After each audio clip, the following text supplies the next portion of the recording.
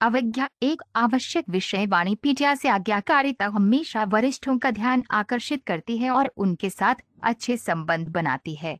दूसरी ओर अवज्ञा का परिणाम विपरीत होता है। जब कोई अपने वरिष्ठों का आज्ञाकारी होता है तो वह बहुत कुछ ग्रहण करता है और सीखता है, जिससे वे यह जिस भी क्षेत्र में विशेषज्ञता रखता है उसमें प्रगति कर सकता है। यही बात आध्यात्मिक शिक्षा पर भी लागू होती है।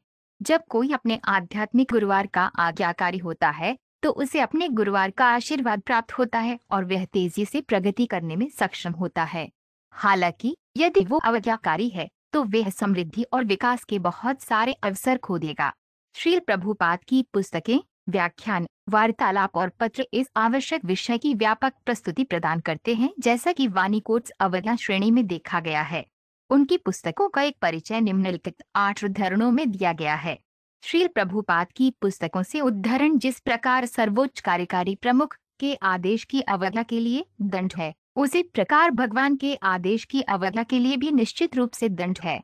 एक अवज्ञाकारी व्यक्ति, चाहे वह कितना भी बड़ा क्यों न हो, खाली दिल के कारण अपने स्वयं के बारे में और परम ब्रह्म, परमात्मा और भगवान के व्यक्तित्व से अनभिज्ञ होता है। अतः उसके लिए जीवन की पूर्णता की कोई आशा नहीं है। भगवद गीता 3.32। एक पिता स्वाभाविक रूप से अपने बेटे की भलाई के लिए कार्य करने के लिए इच्छुक होता है, और जब पिता अपने बेटे को ताड़ना देता है तो वह ताड़ना स्नेह के साथ भी मिश्रित होती है।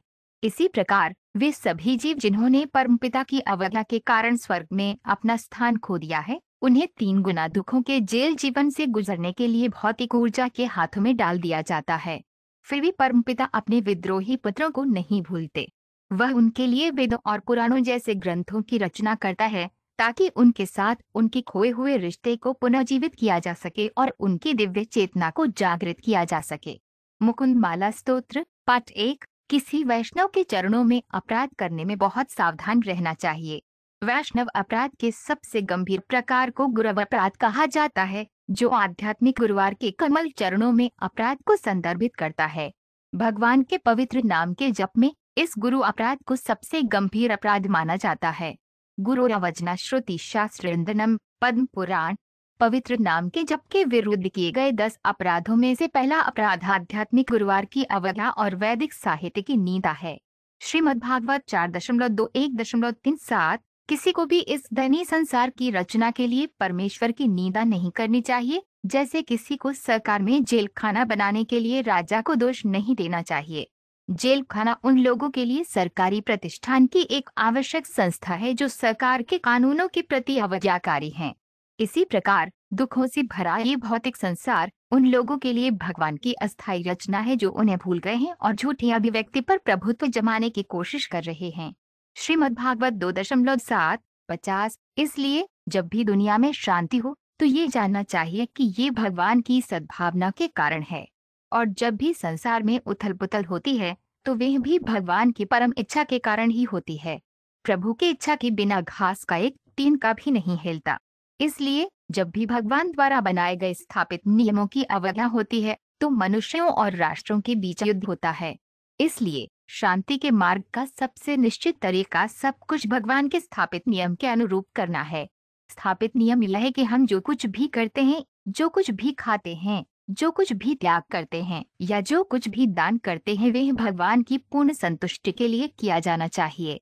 श्रीमद्भागवत 1.1.5-24। जिसने भगवान की शरण ले ली है वह अन्य सभी प्रभावों से पूरी तरह सुरक्षित रहता है। वह अब किसी और की सेवा नहीं करता या उसका ऋणी नहीं है। निसंदेह वो किसी का अवज्ञाकारी नहीं है, परंतु उसकी विचार शक्ति भगवान की सेवा में लीन है। श्रीमद्भागवत 3.25-42। लंबी उम्र, आज्ञाकारिता, अच्छी प्रतिष्ठा, धार्मिकता, उच्च ग्रहों पर पदोन्नत होने की संभावनाएं और महान हस्तियों का आशीर्वाद सभी एक महान आत्मा की अवज्ञा से नष्ट हो जाते हैं। मनुष्य को महान आत्माओं के पद चिन्हों पर चलने का दृढ़तापूर्वक प्रयास करना चाहिए। श्रीमद्भागवत 2.7-9। सभी पापियों को मारना भगवान के अवतार के कार्यों में से एक है।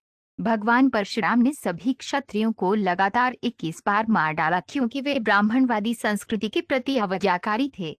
ये केवल एक दलील थी कि क्षत्रियों ने उसके पिता को मार डाला था। वास्तविक तथ्य यह है कि चूंकि क्षत्रिय शासक वर्ग प्रदूषित हो गए थे, उनकी स्थिति अशुभ थी।